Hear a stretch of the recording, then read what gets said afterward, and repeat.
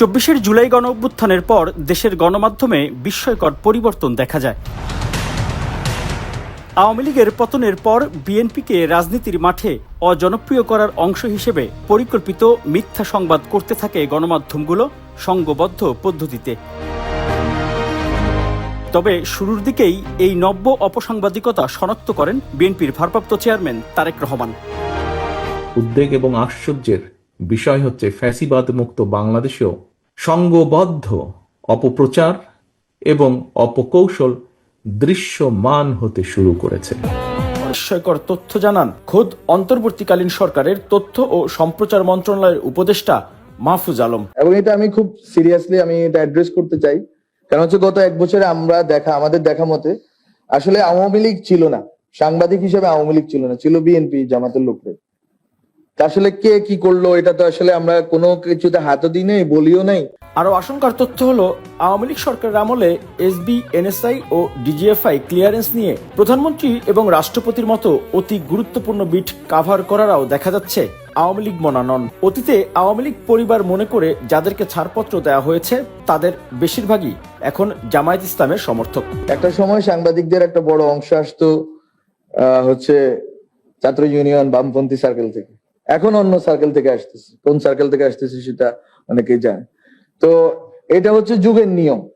60-70 দশকের একটা হাওয়া বইছে, এখন কি বলে 9/11-এর পরে এখন আরেকটা হাওয়া বইতেছে পুরা দুনিয়া ব্যাপী। হ্যাঁ, তো এগুলো ঘটবেই এবং ওই আদর্শিক যে দৃষ্টিভঙ্গি এটা সংবাদ মাধ্যমে অলরেডি আসা শুরু হয়ে গেছে এবং এটা আসবেই। এটাই নিয়তি ইতিহাসের, এটা কোনোভাবে আপনি বিরোধিতা করে এড়াইতে পারবেন না, যে আপনি বলবেন যে এটা হইতে দিব না, এটা সম্ভব না। এটা এই যুগের নিয়তে, এটা আমাদের মেনে নিতে হবে। কিন্তু আমি বলতেছি এটা যে ঘটতেছে এটাকে আপনার কগনিজেন্সে নিতে হবে। কিন্তু এর ভিতরে আসলে সাংবাদিকতাটা থাকবে কোথায়? সাংবাদিক হিসেবে আওয়ামী লীগ ছিল না, ছিল বিএনপি জামাতের লোকরা। ২৪ জুলাই গণঅভ্যুত্থান পরবর্তীতে রাজনীতিতে আরো বিস্ময়কর ঘটনা প্রকাশ্যে আসে। ছাত্রলীগের রাজনীতিতে সক্রিয় থাকা আবু সাদিক কায়েম ও এস.এম. ফরহাদ ৫ আগস্টের মাস দেড়েক পর ঢাকা বিশ্ববিদ্যালয় ছাত্র শিবিরের সভাপতি ও সাধারণ সম্পাদক হিসেবে প্রকাশ্যে আসেন। পরবর্তীতে তারা ডাকসু ভিপি ও জিএস হন।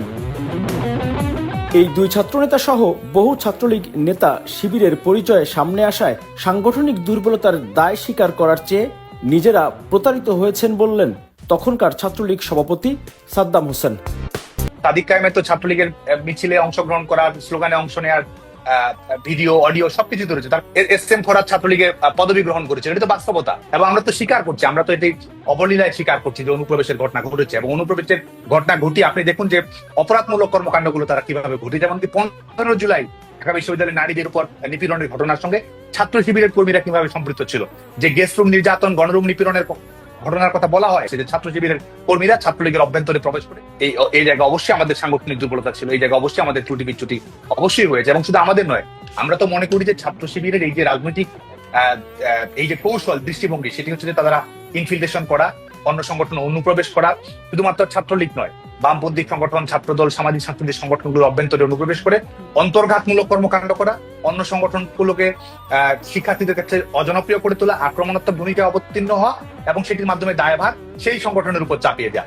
এটি প্রমাণ করে যে তারা যে ধরনের প্রতারণাপূর্ণ, সততাপূর্ণ এবং যে ধর্মীয় জায়গা থেকে যে নৈতিকতার জায়গা আছে, সেই নৈতিকতার বালাই না করে কিন্তু তারা রাজনীতিটা করে গেছে। ইংরেজি দৈনিক নিউ এজ সম্পাদক নুরুল কবিরের শঙ্কা, ছাত্রলীগ ও আওয়ামী লীগের ভিতরে যদি এত জামাত শিবিরের নেতা থাকতে পারে তাহলে ছাত্রদল ও বিএনপিতে যে কত সংখ্যক ঘাপটি মেরে আছে তা অজানা।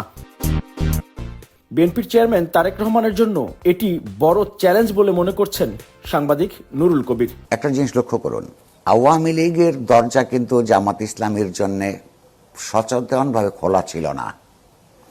তারপরে এখন বোঝা যাচ্ছে তার পার্টির ভিতরে কত জামাত শিবির ছিল।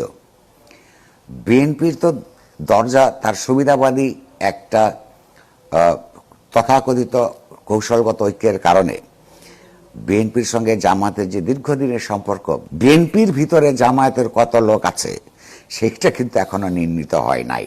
তারেক রহমানের প্রধান কাজ হবে যে তার দল কৌশলগত ঐক্যের নামে এই জামায়াতের মতো একটা মধ্যযুগীয় ভাবাদর্শপন্থী রাজনীতির সঙ্গে যে আপোষ করেছে সেটার জন্য মানুষের কাছে দুঃখ প্রকাশ করা এবং খুঁজে খুঁজে বের করা যে তার রাজনৈতিক দলকে মধ্যপন্থায় থেকে সামনে এগিয়ে দেওয়ার জন্য কোন কোন জামাতপন্থী বিএনপির লোকেরা দলটাকে পেছন থেকে টেনে ধরে। রাষ্ট্র ও সমাজের বিভিন্ন খাতে উদ্বেগজনক তথ্য প্রমাণ সামনে, আরও যে কত বিস্ময় অদৃশ্য ও গুপ্ত অবস্থায় রয়েছে তা অজানা। এত অনিশ্চয়তার মাঝে আসার কথা হচ্ছে বিএনপির চেয়ারম্যান তারেক রহমান 24-এর গণ অভ্যুত্থানের পরপরই নেতাকর্মী ও দেশবাসীকে অদৃশ্য নানা শক্তি ও শত্রুর বিষয়ে সতর্ক করে আসছেন। আমি দৃঢ়ভাবে বিশ্বাস করি, জাতীয়তাবাদী শক্তিতে বিশ্বাসী, বাংলাদেশি জাতীয়তাবাদী শক্তিতে বিশ্বাসী প্রতিটি মানুষ, আপনারা যদি ঐক্যবদ্ধ থাকেন তাহলে কোনো ষড়যন্ত্রই বিএনপিকে জনগণ থেকে বিচ্ছিন্ন করতে পারবে না ইনশাআল্লাহ। Miraj Hossain Gazi, open media cell, Dhaka. Open media sell.